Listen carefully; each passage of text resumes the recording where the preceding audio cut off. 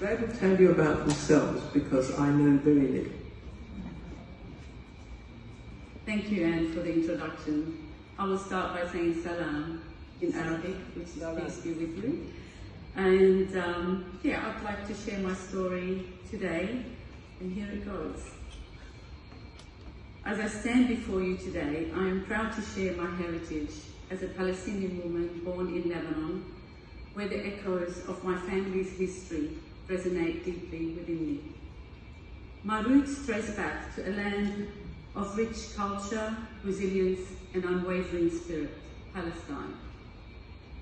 My grandfather, like so many others, was forced to flee his homeland during the Nakba, or catastrophe, of 1948, seeking refuge and a future free from oppression. He left his home in Haifa with his wife and 10 children, including my dad, who was then 15 years old, where he settled with his family in my hometown, Damouni. Growing up in Lebanon, I was raised with a profound appreciation for my Palestinian identity, instilled in me by my Palestinian Catholic father and Lebanese Maronite mother.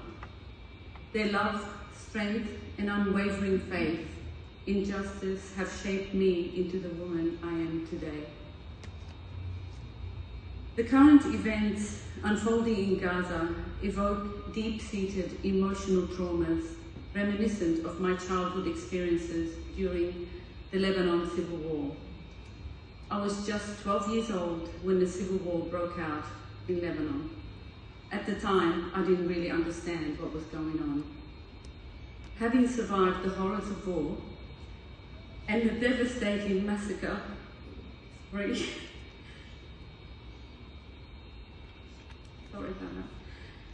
of my hometown, Damouni, the memories remain vivid. The deafening sounds of bombs, the agonizing cries of innocent lives lost in the darkness of the night, and the paralyzing fear that engulfed us as we faced imminent death. I can still recall the chilling moment when on the night of the massacre, as the noise of panic grew louder where we were hiding, our mother pulled us to her and she took our birth certificates from her bag, the only thing she managed to take from our home as we ran for cover, and tucked them in our pockets so that we'd be identified if we were killed.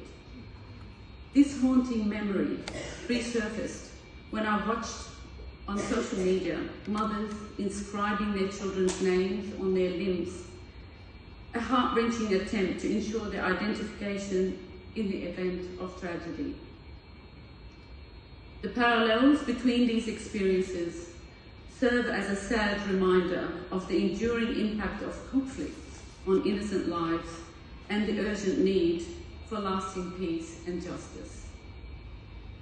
An old friend recently sent me a poem by the brilliant Palestinian-American poet, Naomi Shihab Nye, saying she thought of me every time she heard fireworks, and I would like to share it with you now.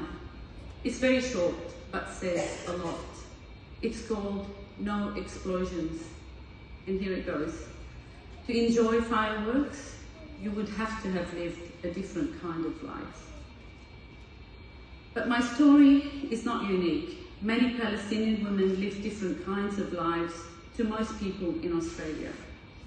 Whether living in Lebanon, in the diaspora like myself, or enduring the unimaginable challenges, the hardships of occupation in their homeland, Palestinians embody resilience, courage and grace in the face of unimaginable challenges.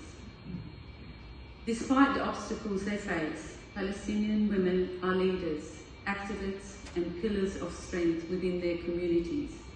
They are educators, nurturing the minds of future generations. They are poets, saying in a few words what many of us struggle to express in many. They are doctors, healing the sick and injured. And they are journalists, reporting on the realities of life and death on the ground during this genocide. And also they are artists expressing the beauty and pain of their lived experiences. Yet, their contributions often go unrecognized, overshadowed by the ongoing struggle of justice and liberation. Let us not forget the countless Palestinian women who have dedicated their lives to the pursuit of freedom, equality, and dignity for all. Let us acknowledge the way they stand side by side for the same cause, helping and protecting each other, being Christian or Muslim. It feels especially important to recognize the interfaith solidarity in Palestine today, on the first day of a month during which Easter and Ramadan will overlap. As we gather here today, let us stand in solidarity with Palestinian women everywhere, honouring their resilience, celebrating their achievements, and amplifying their voices in the fight for justice, peace, and liberation. Together, let us continue to advocate for the rights of all Palestinians, affirming their inherent dignity and humanity. For in their stories, we find hope, strength, and the promise of a brighter tomorrow for generations to come. Shukran. Thank you.